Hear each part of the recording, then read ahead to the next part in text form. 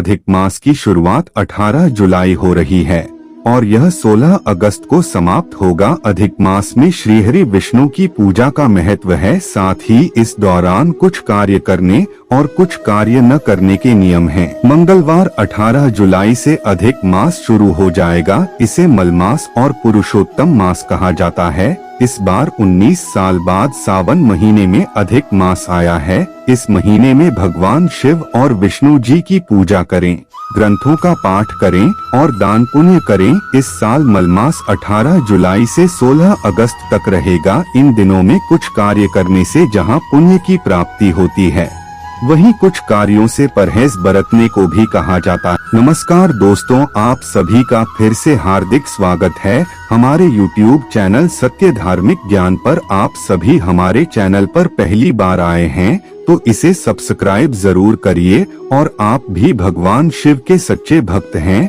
तो कमेंट में हर हर महादेव जरूर लिखेगा। तो चलिए शुरू करते हैं। आज की प्रस्तुति है। इस बार सावन में अधिक मास है। 19 साल बाद यह विशेष संयोग बना है। 4 जुलाई से सावन महीना शुरू हुआ है और अधिक मास की वजह से ये महीना 31 अगस्त की सुबह तक रहेगा। अधिक मास 18 जुलाई से 16 अगस्त तक है। 17 अगस्त से सावन का शुक्ल पक्ष शुरू होगा। इस माह में भगवान शंकर और भगवान विष्णु की पूजा अर्चना करने से लाभ मिलेगा। अधिक मास में शालिग्राम भगवान की उपासना से भी विशेष लाभ मिलता है। इसलिए हर दिन शालिग्राम भगवान के समक्ष घी का दीपक प्रज्वलित करें। मान्यता है कि ऐसा करने से साधक को अखंड सौभाग्य की प्राप्ति होती है। अधिक मास में श्रीमद्भागवत गीता के 14वें अध्याय का नियमित रूप से पाठ करें। माना जाता है कि ऐसा करने से कार्यक्षेत्र में उत्पन्न हो रही परेशानियां दूर हो जाती है।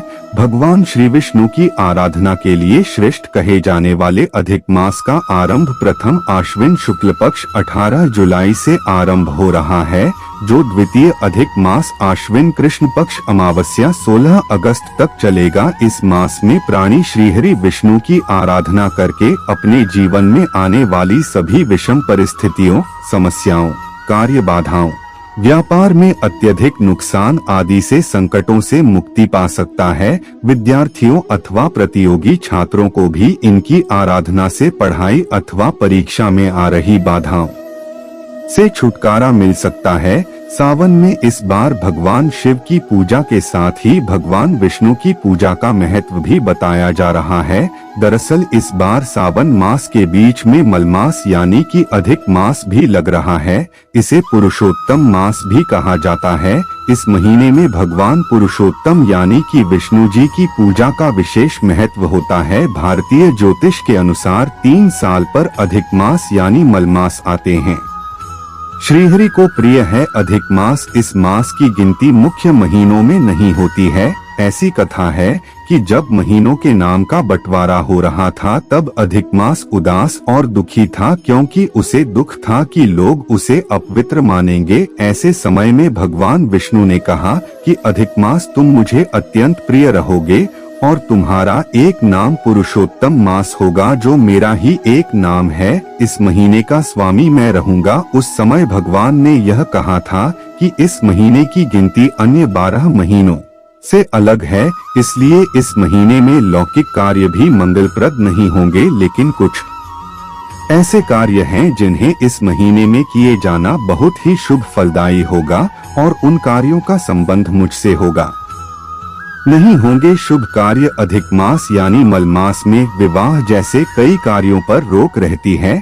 इसके अलावा नया व्यवसाय भी शुरू नहीं किया जाता। इस मास में कर्णवेध, मुंडन आदि कार्य भी वर्जित माने जाते हैं। इस बार मलमास के कारण सावन 2 महीने तक रहेगा। यह संयोग 19 साल बाद आ रहा है। ऐसे में 2 महीने तक भोले की भक्ति विशेष फलदायी रहेगी। सूर्य और चंद्र वर्ष के बीच के अंतराल को मलमास संतुलित करता है। इस मास में शुभ कार्यों को वर्जित माना गया है।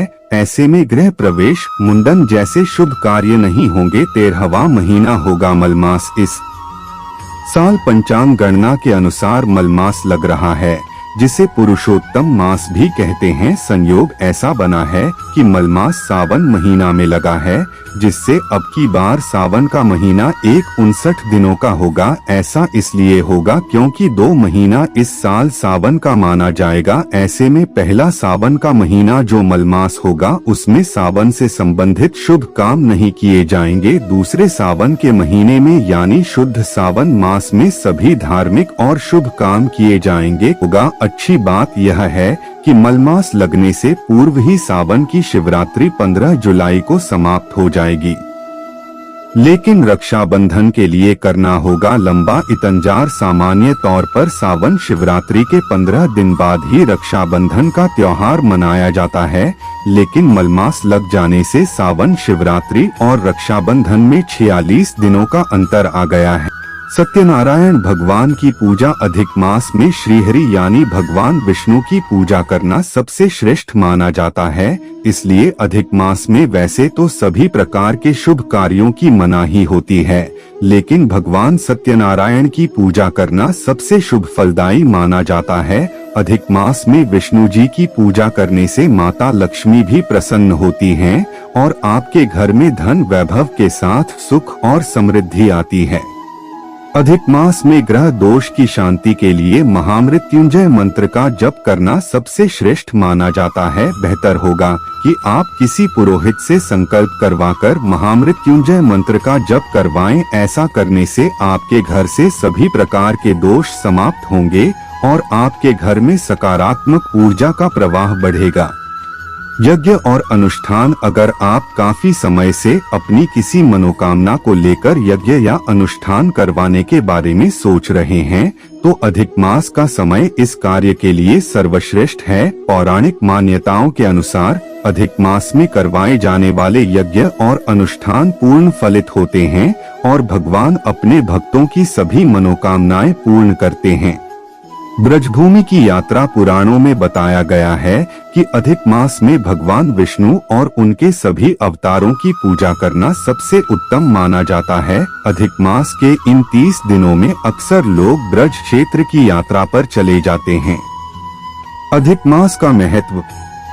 परमेश्वर श्री विष्णु द्वारा वरदान प्राप्त मलमास अथवा पुरुषोत्तम मास की अवधि के मध्य श्रीमद्भागवत का पाठ, कथा का श्रवण, श्री विष्णु सहस्त्रनाम, श्री राम रक्षा स्तोत्र, पुरुष सूक्त का पाठ, नमो भगवते वासुदेवाय, नमो नारायणाय जैसे मंत्रों का जप करके मनुष्य श्री हरि की कृपा का पात्र बनता है। अधिक मास में निष्काम भाव से किए गए जप तप, पूजा पाठ, दान पुण्य, अनुष्ठान आदि का महत्व सर्वाधिक रहता है। परमार्थ सेवा, असहाय लोगों की मदद करना, बुजुर्गों की सेवा करना, वृद्ध आश्रम में अन्न वस्त्र का दान करना, विद्यार्थियों को पुस्तक का दान, कथा संत महात्माओं को धार्मिक ग्रंथों का दान करना, सर्दियों के लिए ऊनी वस्त्र कंबल आदि का दान करना सर्वश्रेष्ठ फलदायी माना गया है। इस मास में किए गए जप तप, दान पुण्य का लाभ जन्म जन्मांतर तक दान करने वाले के साथ रहता है।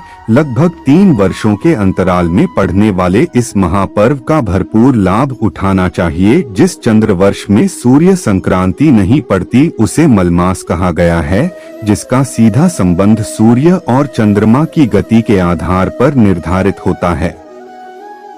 दान का खास महत्व। अधिक मास में जरूरतमंद लोगों को अनाज, धन, जूते चप्पल और कपड़ों का दान करना चाहिए। अभी बारिश का समय है तो इन दिनों में छाते का दान भी कर सकते हैं। किसी मंदिर में शिव जी से जुड़ी चीजें जैसे चंदन, अबीर, गुलाल, हार फूल, बिल्व पत्र, दूध, दही, घी, जनेऊ आदि का दान कर सकते हैं।